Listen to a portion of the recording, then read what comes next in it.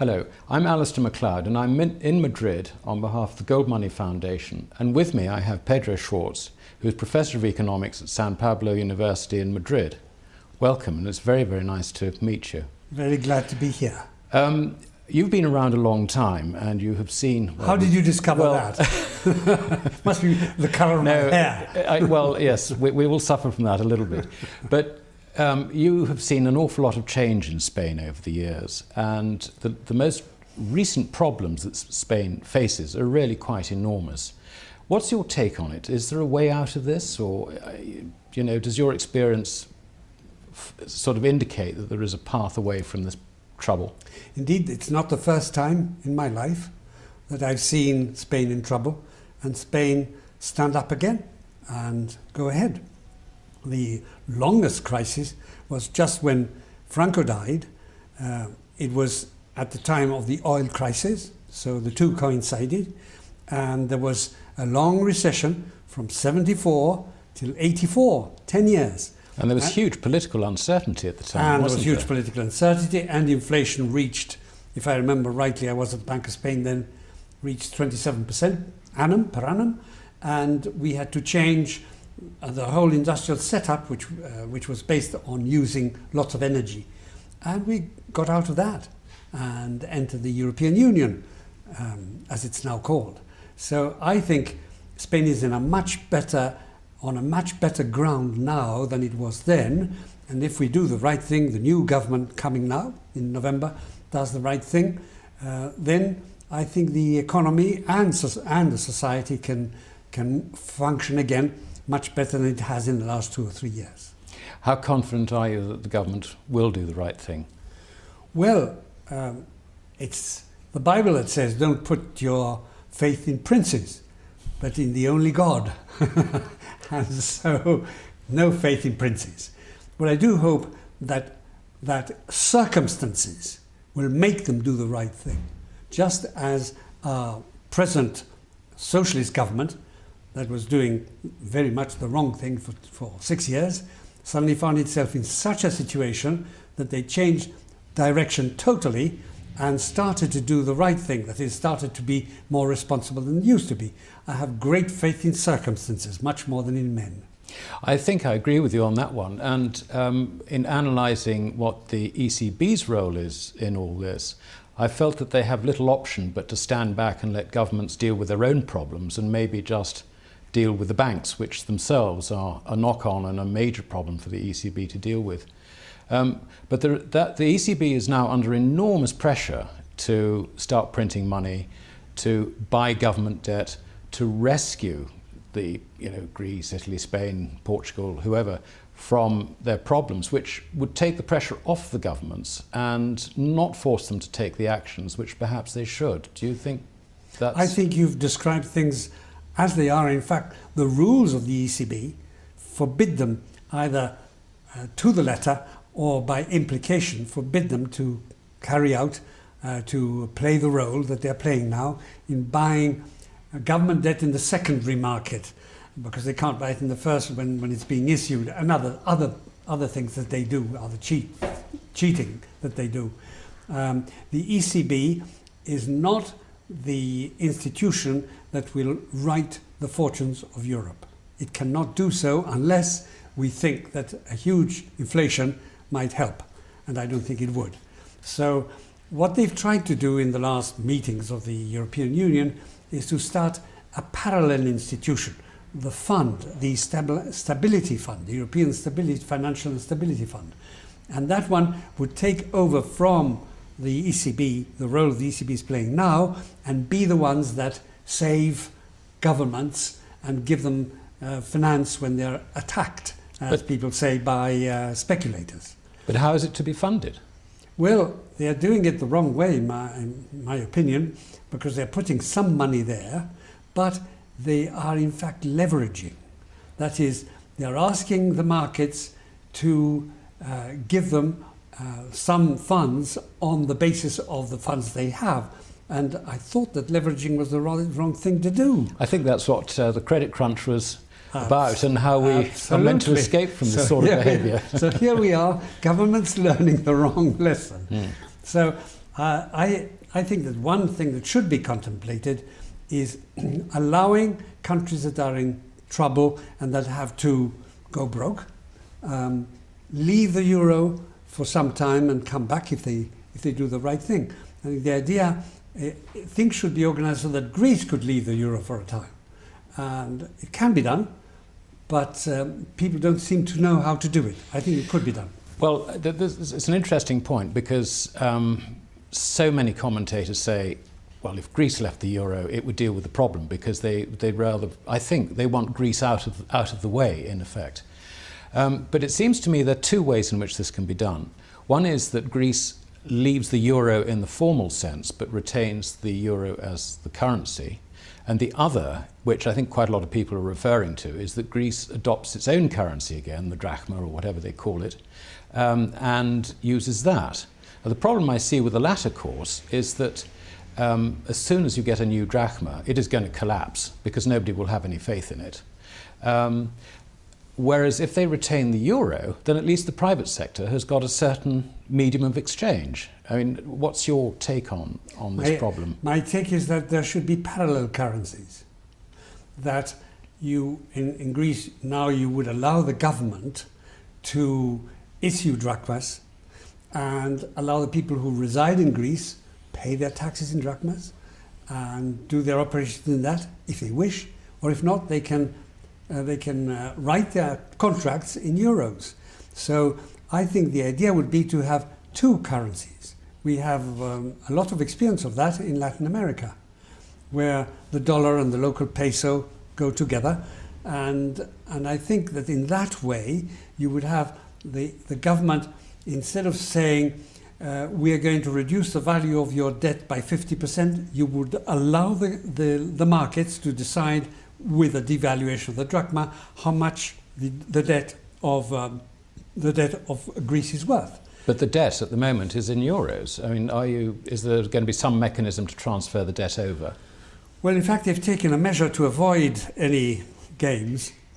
And now the debt has been transferred, I read in the papers the day before yesterday, to London, located there, so that cannot be devalued except, as they've done it, by 50%, because they've agreed that that's what the haircut they want for that currency. I don't know how they're going to do it, but some people will have to lose with the Greek debt. I mean, if it's not worth what they say it is, well, then it isn't. Then it isn't, exactly. Right, and so it was a bad investment.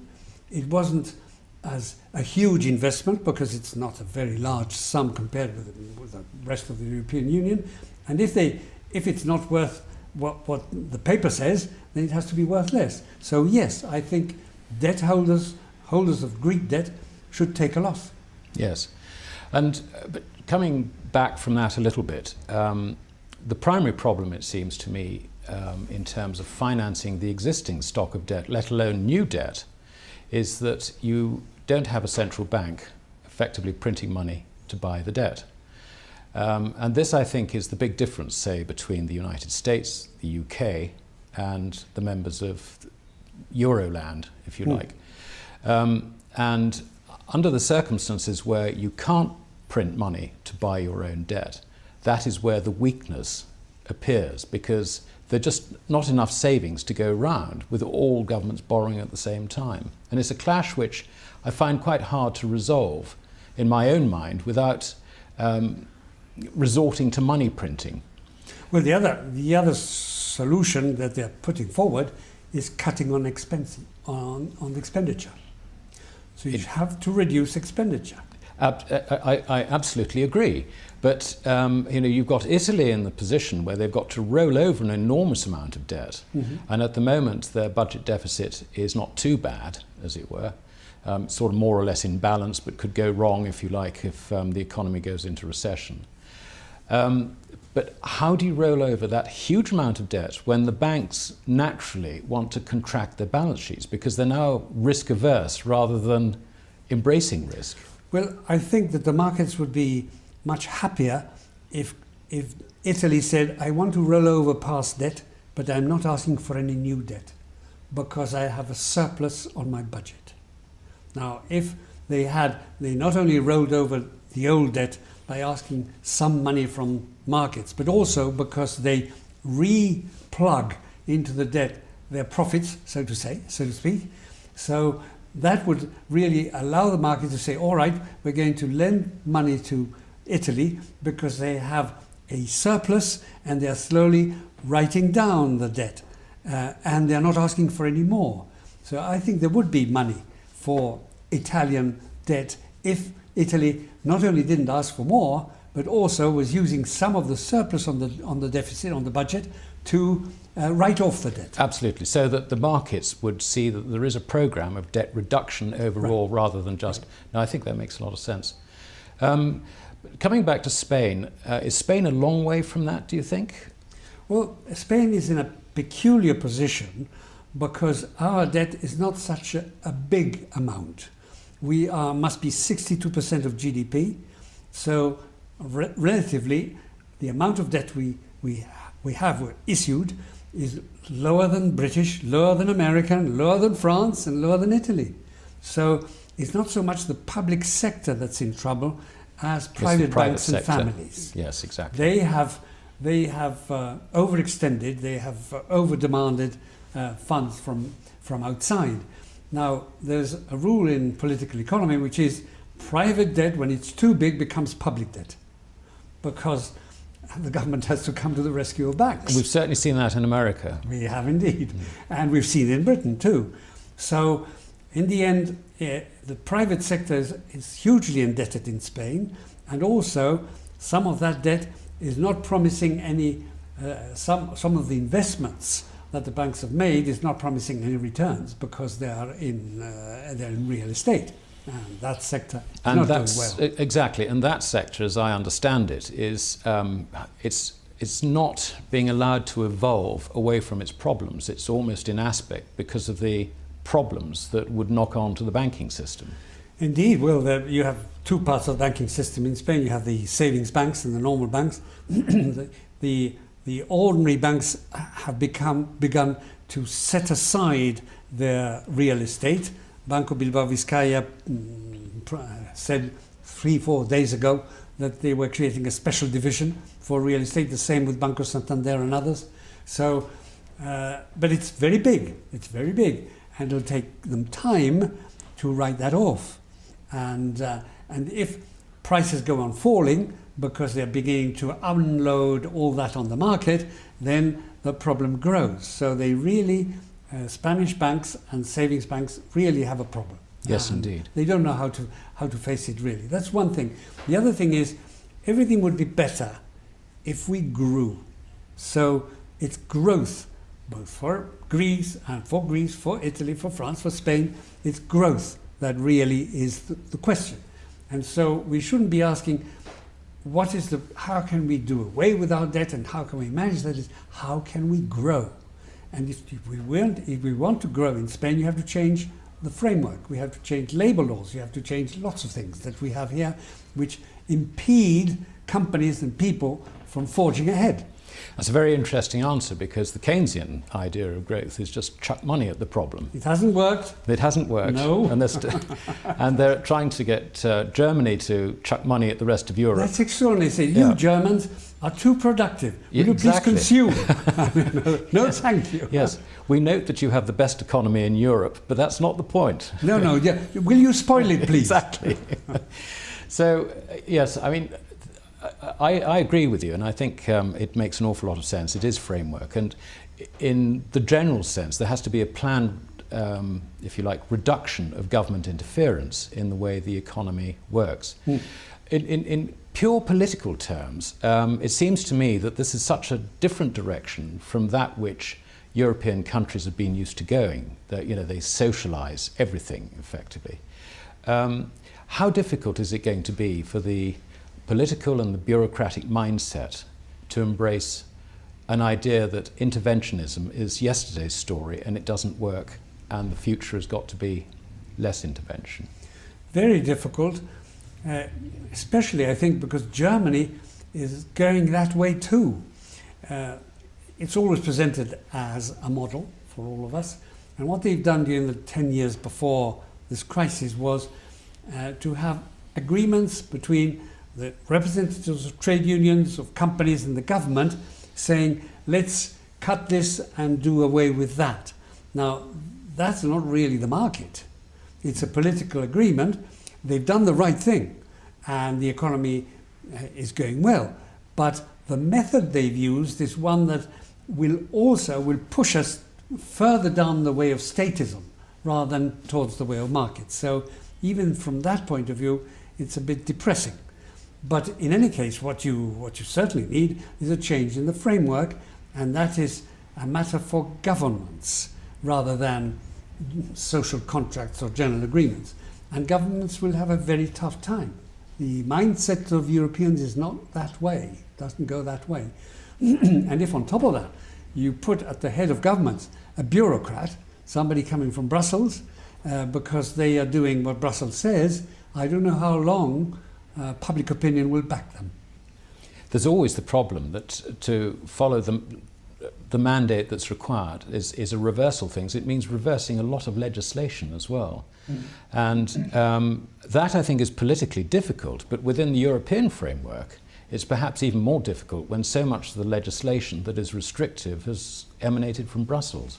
Oh yes, I recently was in the UK, and there they were speaking to me about working hours. There's a maximum of working hours, and they were saying, well, some doctors are working more than the hours they should because they say that it's not working. They're at the other end of a telephone. They can be called in, but they're really in bed. So and so these sorts of interferences or rules coming from Brussels, sometimes they're well meant, but sometimes make life much more difficult for countries that have to grow.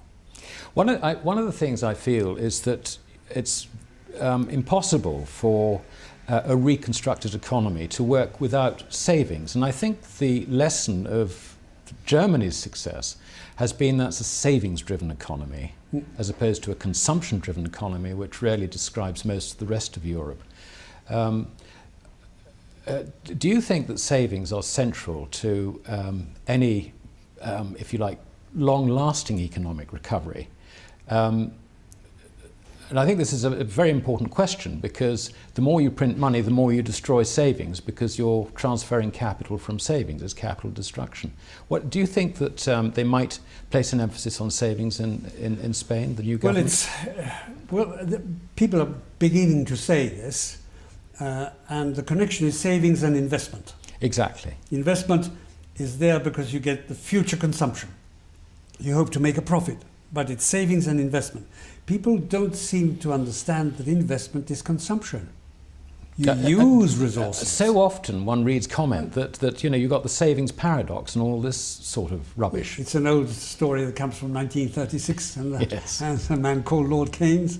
Well, savings is investment, is consumption. You consume hours of workers and you consume resources and whatnot. So there's no opposition between savings and consumption. It's only that consumption must come further down the line, and that you should look for savings and the right atmosphere for savings. For investment, and that needs savings. That needs indeed. savings, yeah. And it needs savings not only in the way we're thinking now, but also for our retirement, and to take the place of some of the state activity in pensions and other things like that. And that change in mentality has to come. People will have to save more from much earlier to be sure that they have a comfortable retirement.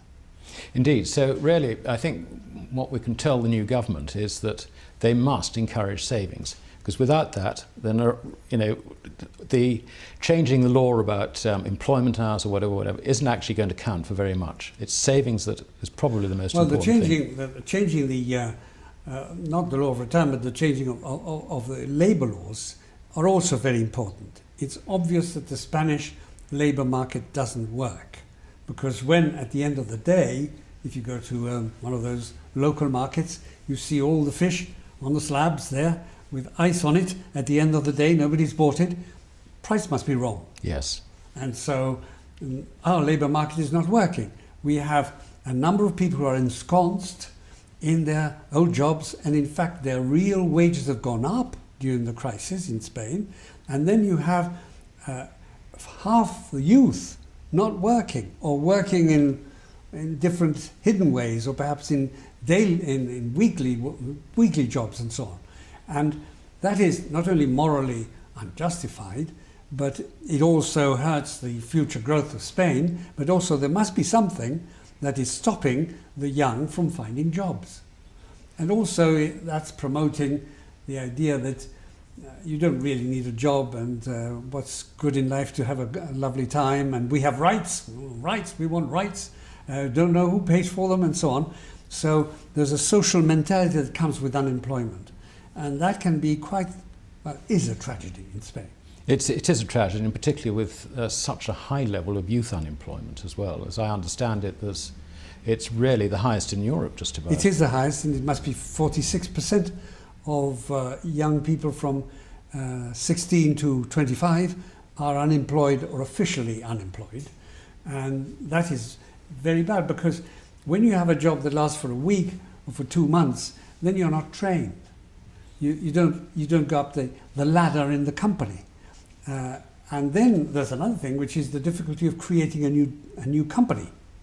There's a lot of red tape that stops you from doing that, and so on. We could go on saying it's the framework of the laws, of economic laws, that has to be changed, and to do that you have to be a very courageous government. Trade unions in Spain are financed by the government. Indeed. And by the European Union, but not by the dues of their members. Now that should change, because if they're financed by the government and not by members, then they don't look after the members. They look perhaps after their small number of members, but they certainly don't look after the unemployed. Pedro, broadening it out a bit, we're all on a dollar standard, and so what goes on in America and the Fed is of fundamental importance to all of us, and we can't operate in a vacuum. What's your view of the quantitative easing that the Fed has engaged in? And I know that they don't have QE3, but they do seem to have an open checkbook, if you like, for anyone who needs any money. It seems that nobody is too big to fail. Nobody's too small to fail, perhaps. What's your take on this, and where is it going to take us eventually? What does it lead to? Well, our monetary system is a partial reserve system, in that it's based on paper money, and the reserves, or the cash that banks have to operate, is multiplied by 5, 6, 7 times, so that there's a sort of general leveraging in the monetary system. And when you have a system like that, you do need a lender of last resort. A lender of last resort means if a bank is in trouble, not because its balance sheet is weak, but because it has a cash problem, then you should lend money to it. You should lend money to it. You should even print money to lend it temporarily for as against good assets. And this is what Walter Bagehot said in 1872, I think, or 65, anyhow, in the 19th century. So that's one role. And yes, if you have the monetary system we have, you do need central banks to stop checking accounts being destroyed because they are money. That's quite a different thing to help companies that are bankrupt. Indeed. And it's quite a different thing from bailing out the government from excess spending, which has got to be one of the fundamental reasons for quantitative easing. Yes. I mean, I just wonder what the interest rates would be in America and in Britain if the central banks didn't suddenly turn around and say, here's another £70 billion we're going to create out of thin air. Yes, they have this idea that low interest rates and lots of money will give you growth. They may ease a situation immediately, but then people notice that it's really paper money, and I don't think that'll give you the growth that people want.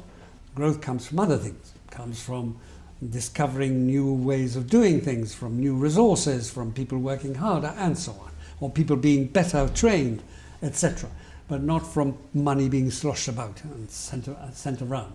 So, indeed, I think that the dollar policy is one that's hurting the whole world, and especially hurting us in Europe, and we are following too.